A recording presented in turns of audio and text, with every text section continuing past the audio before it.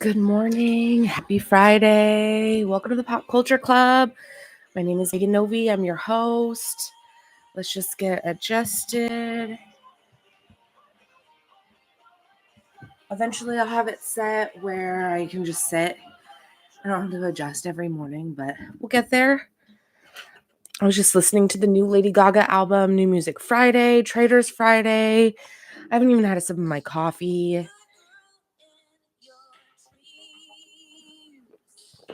I got up to the song Love Drug on Gaga's new album, Mayhem. I'm liking it so far. It's like classic. If you like Lady Gaga, you'll like this.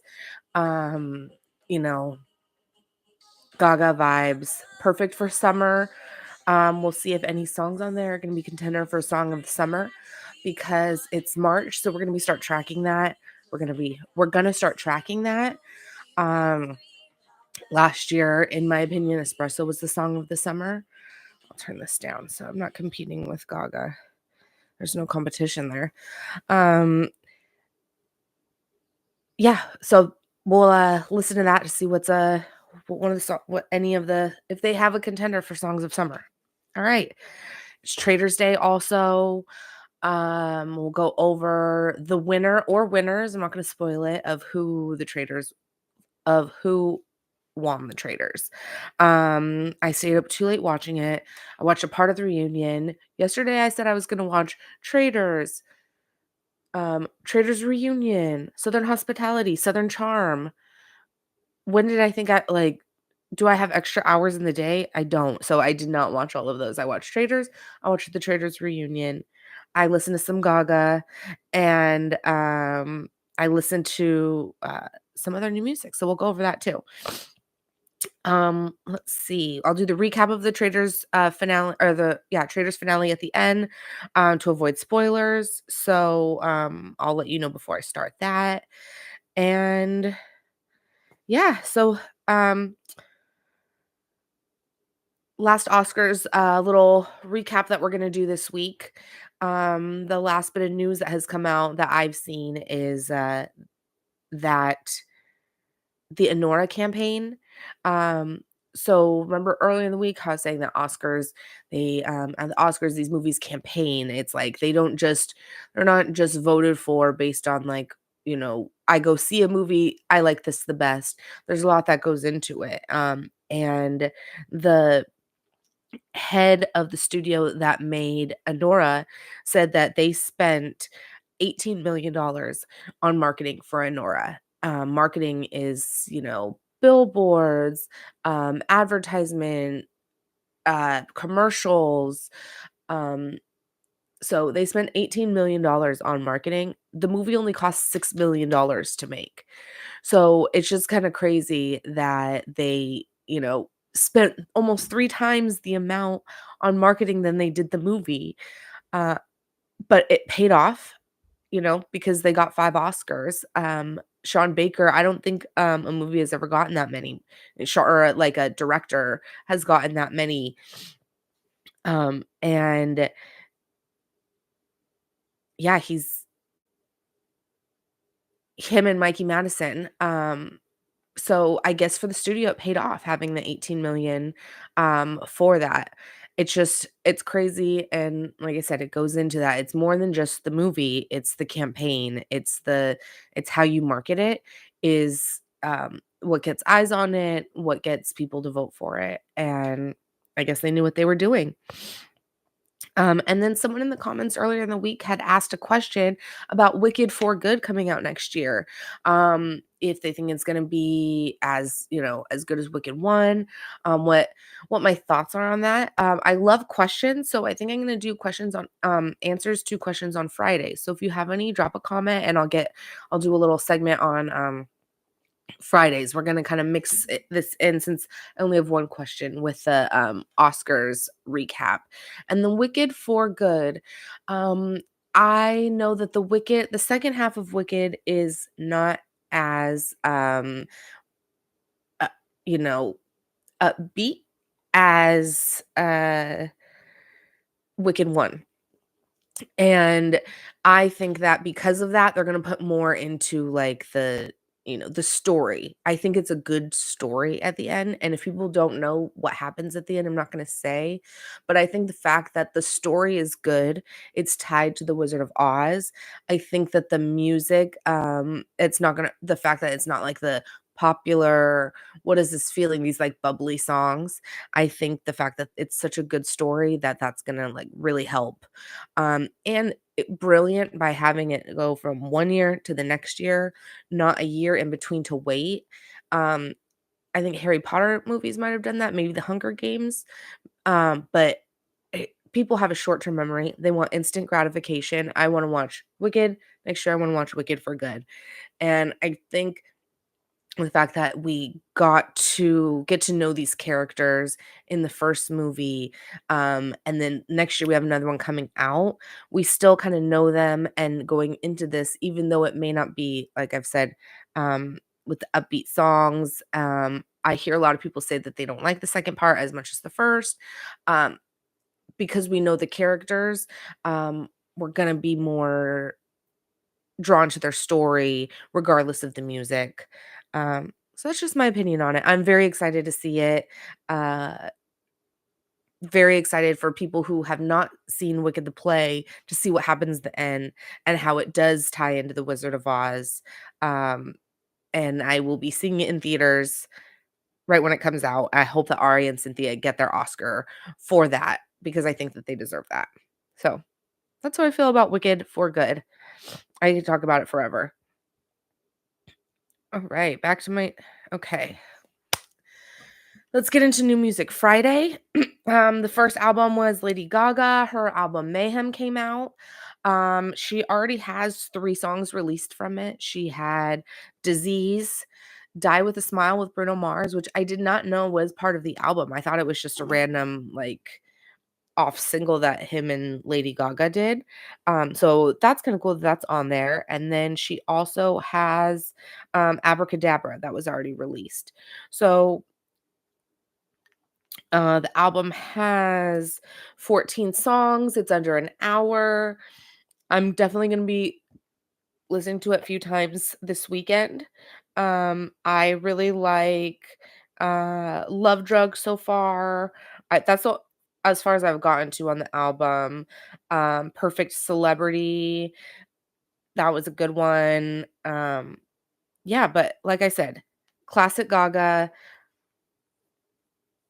The kids these days, I don't know if you've seen it. There's a trend where they are calling something reheating old nachos, where, and it is, when you have nachos and you eat them the next day, they still taste good, but you'll still eat them. Nachos, they're always good, but they're just not as good as like the original. Um, Not even in a bad way, it's just in a different way.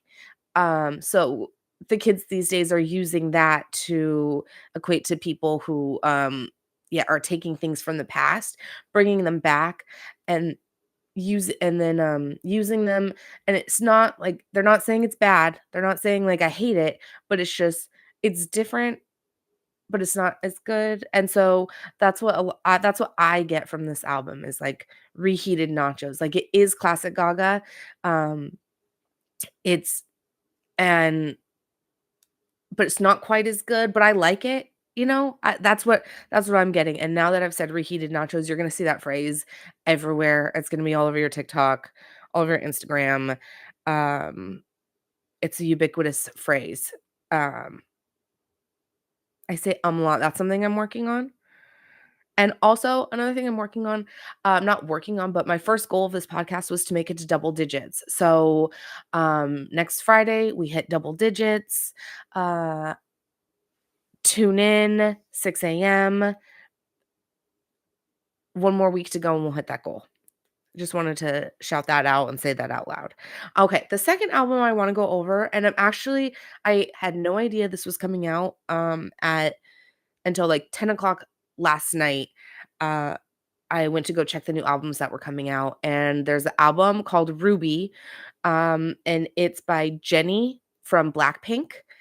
Uh I guess all the Blackpink girls are coming out with, their own solo albums, and I and, I talked about earlier in the week, Lisa.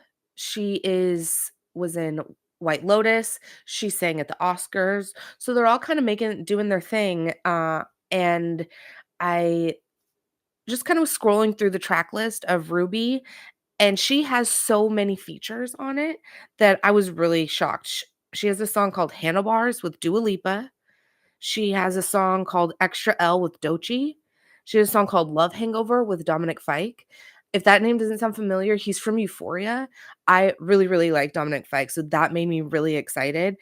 I listened to that one right when I saw he was on it and heard the title, and it does sample Love Hangover from Diana Ross, and, it's really good. Highly recommend that. And then she has a feature with Childish Gambino. So this album is loaded. I really like it. It's old school vibes. It kind of feels like 90s, like, not easy listening. I don't know how to if someone knows the what category it fits into, let me know. But, if you only listen to the features, start with those, and I think that you would that anyone would like them. Um and also listen to Gaga. Let's come back on Monday and we'll talk about what our favorite songs are, what we like, what we don't like. Drop it in the comments on this video throughout the weekend, and then we can discuss on Monday because I'm going to be playing both of these albums, I think, like back to back on a loop. I'm ready for some new music, new pop music. Um, yeah, I'm ready for it to feel like summer, spring, and we need new music to do that. We need upbeat music to do that, and I feel like that's what we're gonna be getting. Next week, I don't wanna already jump ahead to next week, but I heard that Benny Blanco and Selena Gomez are making a joint album together. I heard a sample, from one of the songs, and I think it could be good, and I'm really excited to hear that. Benny Blanco has been involved with, like, a lot of other people's songs. He's a producer, and I just saw that recently he was responsible for and I think Ariana Grande song? Who was saying I'm gonna look into that one. I'll look into that one, but yeah, Benny Blanco, Selena Gomez, that comes out next week, but for this weekend, Ruby by Jennie, Jennie, and Mayhem by Lady Gaga. That's what we're listening to.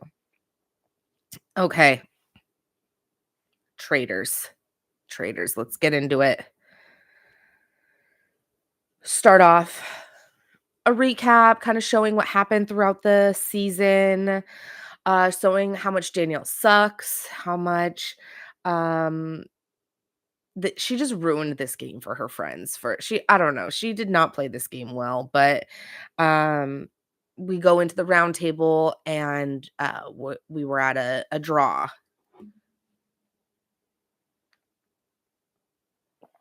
and, and Dolores from Housewives of New Jersey, she votes to banish Ivar. And then Brittany is like, "Oh my gosh, um, I thought that she was gonna vote to evict Danielle." And she's all, like, crying, and she's like, "I'm sorry." And then she votes to evict. It's like Big Brother. I'm a Big Brother fan, so I everything to me is always an eviction. To banish Danielle. And Danielle's like, "You did it to me again, Brittany." And it's like, "You did this to yourself, Danielle. You put yourself in this situation by making bad game moves because you thought you were a good gamer, but you're not." Um, she really made Brittany feel bad, and she kinda blew up her game, and I feel like that was really annoying. Um, she she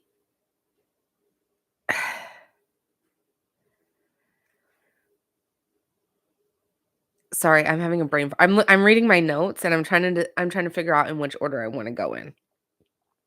She makes Brittany feel bad. "You did it to me again." Just like reindeer games, they have this past in reindeer games where Brittany betrays Danielle, and Danielle is trying to make it seem like they're these best friends. I'm going to fast forward to the reunion a little bit, and Brittany goes on to say that her and Danielle had only like been with each other in real life for like 3 days and only talked for like 3 consecutive hours at the most. And Danielle's trying to make it seem like they have this long time friendship. And I think she's trying to paint this narrative because for people that don't watch Big Brother, I think she's trying to make them think that they like were close, that they played together, that they're, these like they have this huge history when they don't. They just were both Big Brother players from other seasons, and they just so happen, to both have the same job and but at different times. So that doesn't mean that you are best friends. And that doesn't mean that Brittany owes you anything. You guys are all there to win money, and you made Brittany be a traitor. And so you made your coffin, lay in it, Danielle. She's just annoying. And she goes around and, like, goes, "Oh, I love you, Gabby. I love you, Ivar. I love you, Dolores. I love you, Dylan, and Brittany. You disgust me." No, she didn't say you disgust me, but she may as well have. And it blew up Brittany's game by doing that, because that just puts a huge red flag on her. And to make Brittany become a traitor, give her that thing where she doesn't have a choice, and then to, like, uh to give clues that she's a traitor, that's not cool, Danielle. It's not.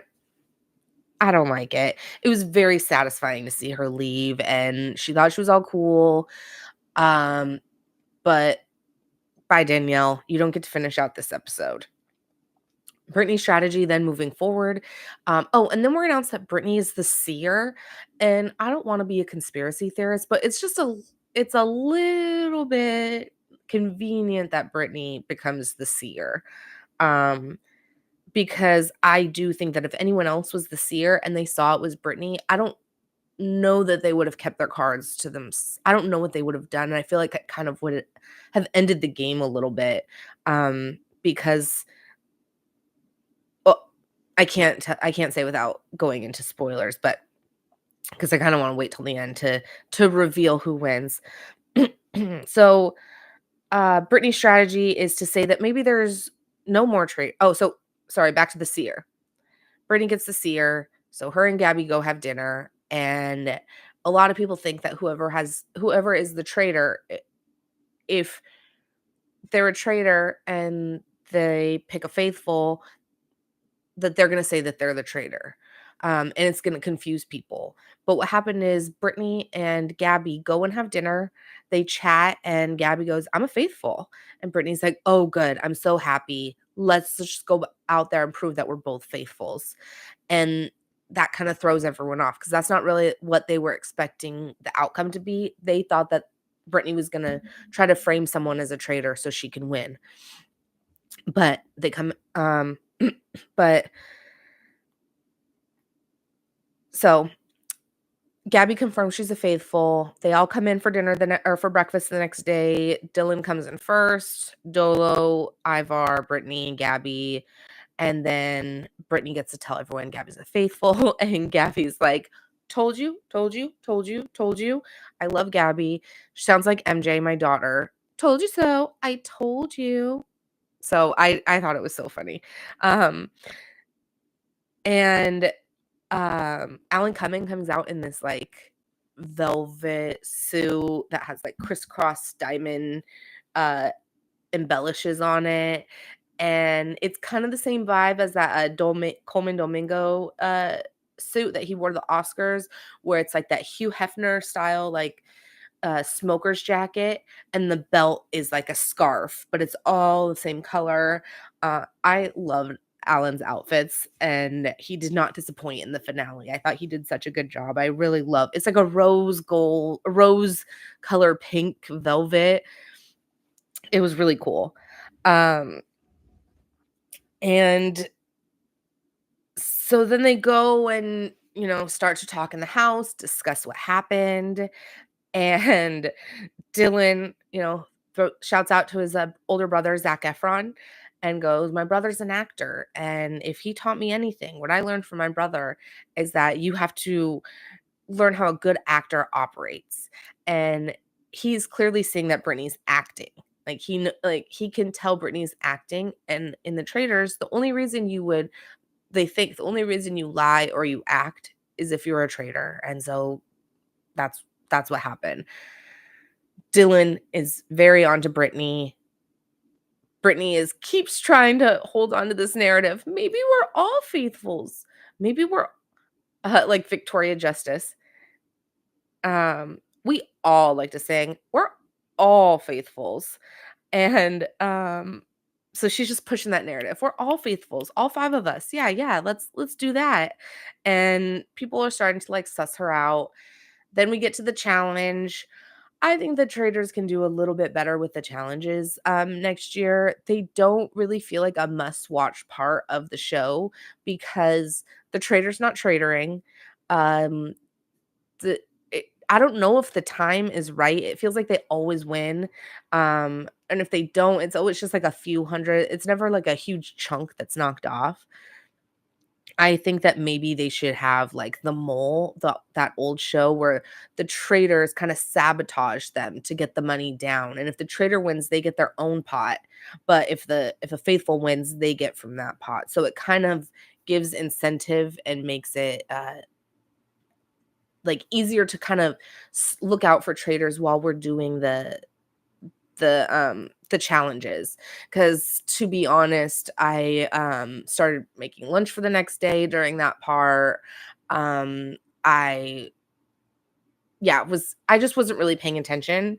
I did like the skydiving part. I did like that Gabby and Dylan, they got to uh succeed together, and I was just really excited because I was like, yes, Gabby and Dylan, they're good. Dylan has been thinking that Gabby could still be a traitor because if Brittany's a traitor, then maybe Brittany's covering and they're both traitors. They're going to take each other to the end. So that's what he's thinking. And while this is happening on the show, in my head, I had scrolled earlier on Instagram and there's a lot of traders press. I saw that Gabby Wendy was saying that she still texts everyone in on the traders except Dylan. I was like, oh no. Oh no, my 2 favorite people are beefing. Does Dylan backstab Gabby? And so seeing them come down that plane was like bittersweet because in my stomach, I was like, no, no. I thought I knew for sure what was happening. And I thought it was going to be Dylan Gabby. He was going to backstab her because he thought she was still a traitor in the back of his head. And that's how I thought it was going to go. So I had like this pit watching that part. um, let's see. I knew that Danny blew up Brittany's game because at the round table, they're all like, oh, well, when she left, she called you out. She was mad at you. Why is she like, you know, why is she calling you out so much? Unless you're a traitor with her. And this season has been all traitor on traitor. So that's what everyone is like, has at the front of their mind. Round table, we go to the round table. Love all the outfits. It's kind of like the last round table. So they're all, bringing these nice outfits. Brittany's wearing a Parvati headband. I think it's like a homage to her. And I always love at the round table is to see who talks first. Like, I don't know why I'm like on the edge of my seat. Who's going to talk first? And it was Gabby. But she didn't really have much to say at the round table except for just confirm, hey guys, remember I'm still a traitor because Brittany confirmed it. The round table ends up being Brittany and Dylan going back and forth at each other, and Dylan knows that Brittany's a traitor, and so he is accusing her of doing it. So then she goes back to him and is like, well, maybe you're a traitor. Maybe you're the traitor, Dylan.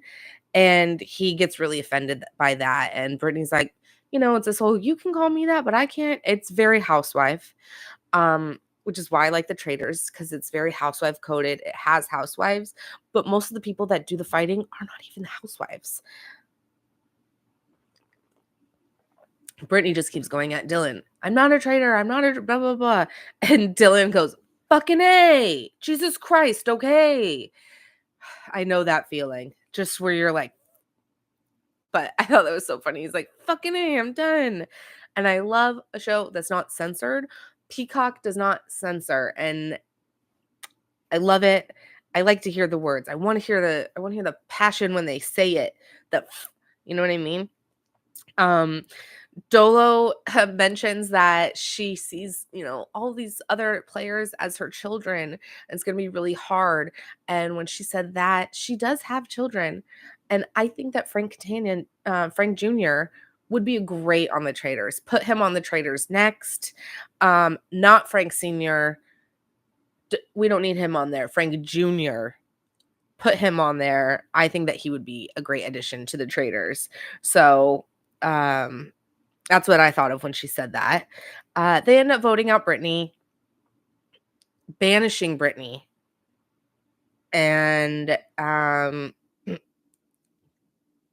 she goes, but they can't reveal if she doesn't reveal if she's a traitor or not, because that's the new rule. Previously, in previous seasons, at that point, she would have revealed if she was a traitor or not, and everyone kind of would have said, "Oh, Brittany's a traitor.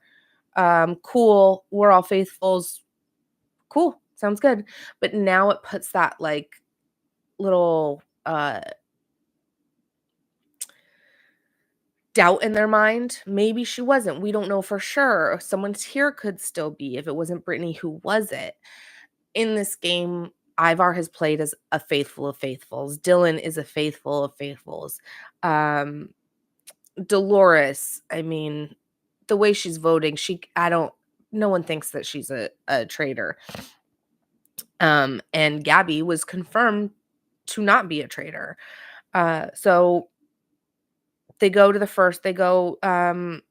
end, and I think it's all kind of obvious, but still in my head, I'm thinking like, oh my gosh, is Dylan gonna just try to whittle it down by one person? Because someone had mentioned earlier in the episode that Dylan's only after the money. Dylan just wants to whittle people down. I think Brittany was the one that was spreading that like Dylan just came in and was like, let's get every challenge is like, let's get money, let's get money.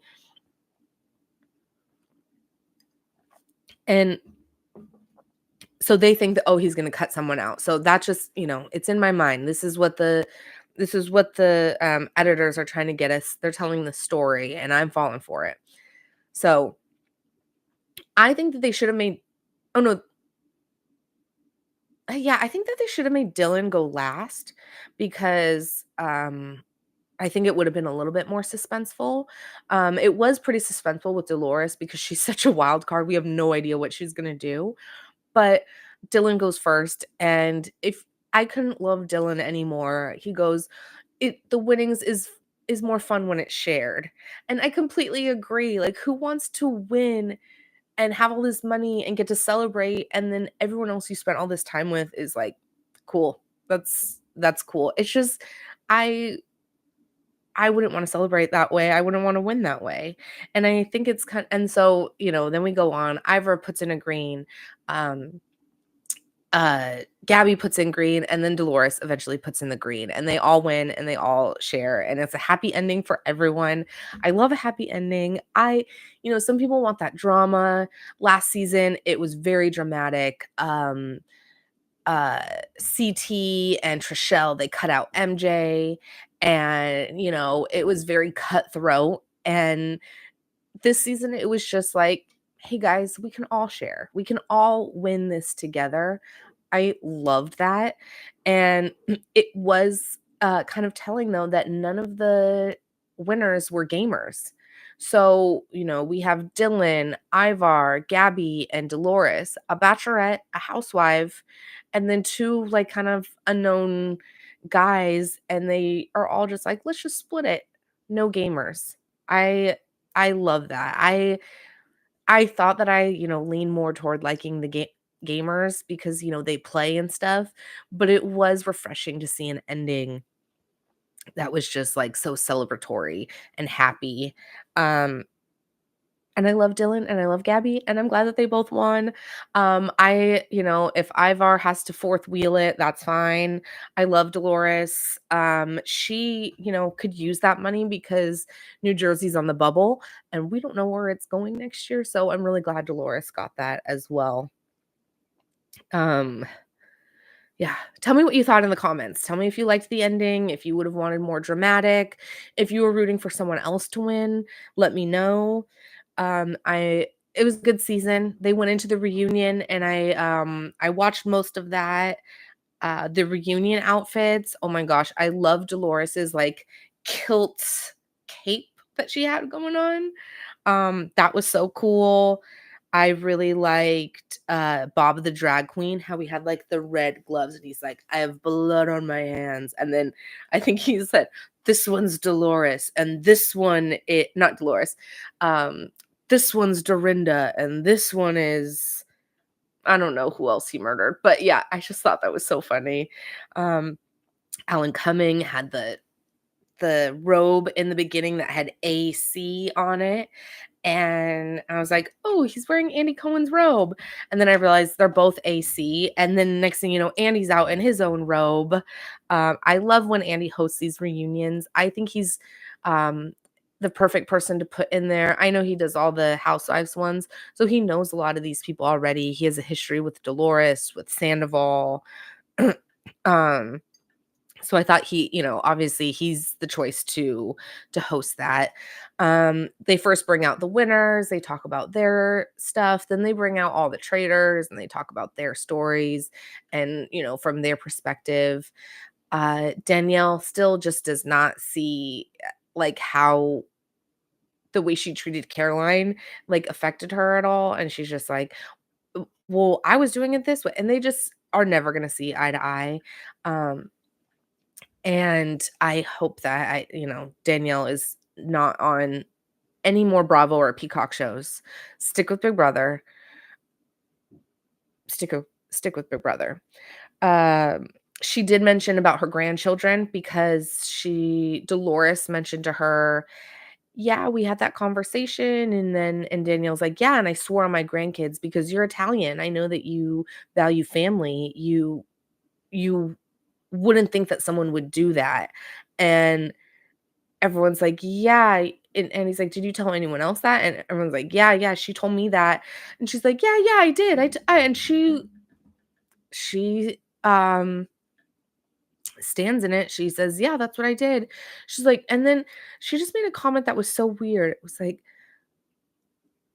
"This wouldn't be life-changing for my family, but it would be a good amount." And I think that what she's saying is like, it's money, so they would understand. But then to be like, "Well, it's not life-changing." So you're gonna swear in your kid's life for a not life-changing amount of money? Okay, Danielle. Um, yeah. Boston Rob talks about how he might have got a little bit fired up about Bob the drag queen, calling him out, and that no one else really noticed, and he just like festered on it. He talks about his strategy in previous shows where he buddies up to a newbie, a fresh face, and takes them to the end, and then uh, backstabs them and takes the money.